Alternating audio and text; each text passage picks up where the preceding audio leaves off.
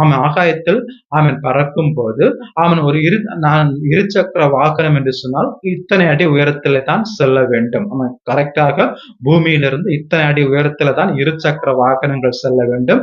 அதே போல 4 சக்கர வாகனங்கள் அவன் இத்தனை அடி உயரத்தில பறக்க வேண்டும் என்று சொல்லி நிபந்தனைகள் அவன் கொடுக்கப்படும். அதே போல அவன்